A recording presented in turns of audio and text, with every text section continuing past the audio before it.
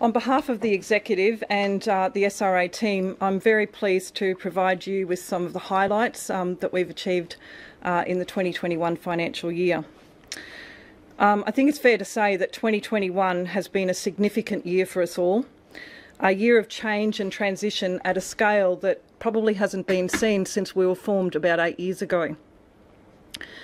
It's a transformation that was born from genuine consultation with our industry, and one that was necessary to ensure that SRA both remain financially sustainable and able to drive our research outcomes for the future. Since May, we have reorganised our structure and our new strategy has been now approved by government. Our focus now is on implementation. Our district managers are on the ground and they're getting some good traction, but we all know that there's more work to be done. Our research continues to focus on key areas for industry. And I'd like to talk a little bit about two really important areas of research.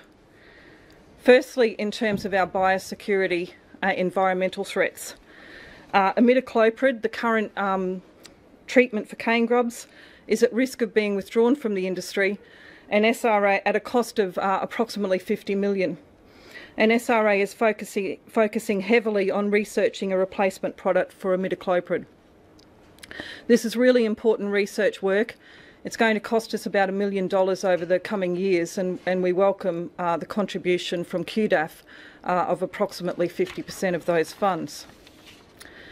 We've also undertaken a risk assessment recently on our biosecurity threats, and refocused our efforts to not only focus on today's threats, but to prepare for the threats that undoubtedly will come across our borders at some stage. We know that for every dollar we spend in SRA on incursion control, almost $85 of economic value is created through avoided losses for the industry. And we've continued to work on our variety efforts and released 5 new sugarcane varieties this year. Another highlight was the strong collaboration and partnership established through the Sugarcane Industry Leadership Forum. We're proud to be working with the representatives of our representative organisations, and we've secured funding from the CRC for Northern Australia for our very first whole-of-industry collaborative sugarcane industry roadmap. This roadmap's about generational change and positioning our industry to take those steps today that we need to take to position us for the future. To this end, SRA is also supporting some very interesting feasibility studies into new opportunities for sugarcane, such as compostable plastics derived from sugarcane juice and the potential for oil canes. These opportunities are being assessed at feasibility study level, because we know that not only does the science need to stack up, so does the economics. Over the past year, SRA has had 2 major internal goals. Most importantly, to improve our safety performance, and secondly, to improve our financial performance.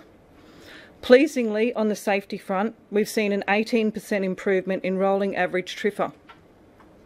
However, in a small organisation like this, we know that these numbers move around a fair bit.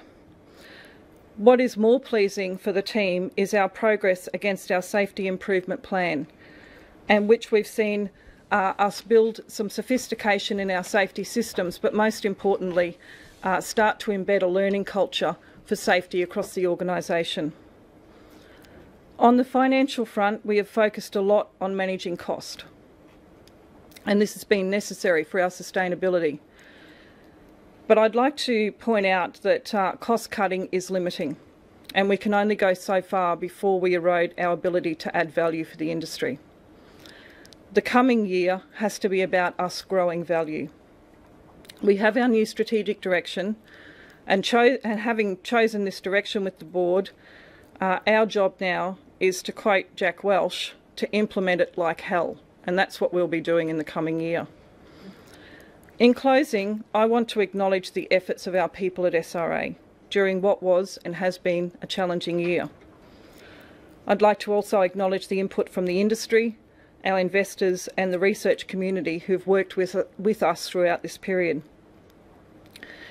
In particular, I personally would like to acknowledge our Industry Association CEOs.